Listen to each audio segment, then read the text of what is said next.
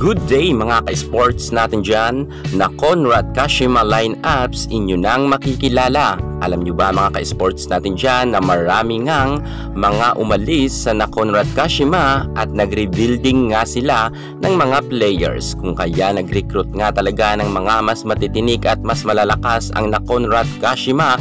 Matatandaan nga natin na mayagpag nga ang karera ni Maylin Paat at ni Dindin Santiago Manabat, kung saan nga nag-finish nga na nagkaroon sila ng silver medal dito sa na Conrad Kashima. Pero ngayon mga ka-sports natin dyan, no din Santiago Manabat, pero may napapabalita pa dyan na si Maylin Paat mga ka-sports ay susunod nga kay Celine Domingo. Pero ngayon ay rumor pa lang at nakapirma na nga ng kontrata ang mga bagong players sa na Conrad Kashima, kung saan nga mas pinatinik at mas pinatindi nga at mas malakas nga ang mga bagong players dito. Isa na nga dito ang ating kababayan na si Celine Domingo na nakapirma na nga ng kontrata sa na Conrad Kashima, kung saan nga maglalaro nga siya dito at napapabalita nga nakasama nga siya sa first 6 lineups.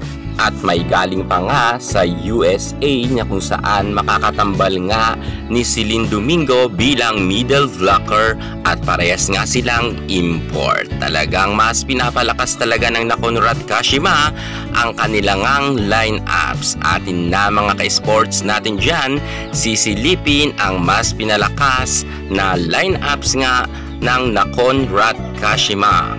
Pero syempre, kung bago ka muna sa aking YouTube channel at yun ka pala napadpad, huwag kalimutan i-like, i-share ang ating videos at mag-subscribe.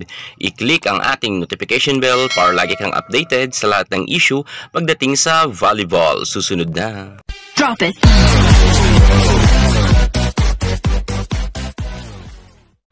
Narito na nga mga ka-sports natin dyan, ang mas pinalakas na na Conrad Kashima, ang kanilang full lineups. Eto na, makikilala nyo na.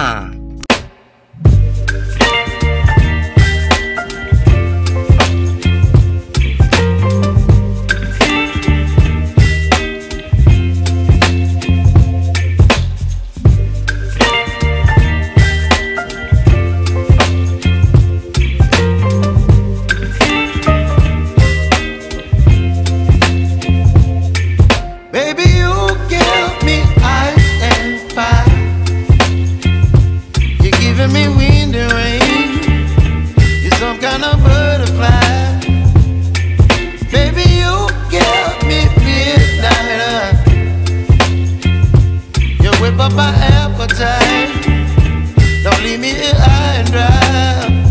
Oh, well, I don't wanna jinx it, baby, and twist myself at the spine.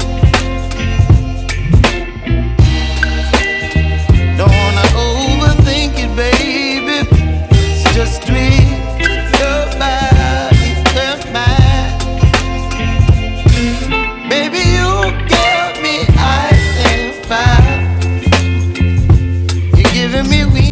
So yan nga po mga ka-sports natin dyan, nakita na ninyo ang full lineups nga ng na Conrad Kashima, kung saan sila nga ang sasabak sa paparating na league sa kanila.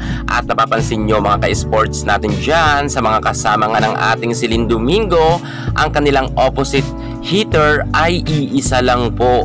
Kasi alam nyo ba mga ka-sports, may rumor nga, di umano, ito ay rumor pa lang, na si Tots Carlos daw at itong si Maylin Paat ay mukhang papasok rin sa na Conrad Kashima. Pero ito ay rumor pa lamang. Pero sa tingin ko ay mas malapit na talagang may katotohanan itong si Maylin Paat na mag-join muli sa na Conrad Kashima para sa kanilang lineup, sapagkat nga nakikita naman natin na hindi nga naglalaro si Maylin Paat ngayon sa Cherry Tigo, kung saan nga ay ang Lowry Sister muna ang talagang nakikipagbakbakan sa loob ng court sa PBL All Filipinos Conference. Dito sa na Conrad Kashima, dati na nga nagkaroon ng award itong si Maylin Paat at nagpakita talaga siya ng gilas dito, kung kaya hindi talaga malabo na makasama ni Celine Domingo ang ating veterana na magaling rin at MVP rin sa Pinas na si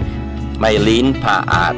Abangan na lang natin yan mga ka-sports natin dyan kung talagang sasabak muli si Maylin pa at sa Nakon at Kashima at makakasama niya nga ang bagong pasok rin sa Nakon na si Celine Domingo. Good luck na lang sa ating Celine Domingo sa kanyang karera dito sa Thailand. At syempre, suportahan natin ang ating mga atletang Pinoy sa ibayong dagat. Yan muna ang pinaka-latest natin sa mundo ng volleyball. At para hindi ka mahuli sa lahat ng issue pagdating sa larangan ng volleyball, subscribe na. Thank you so much. God bless.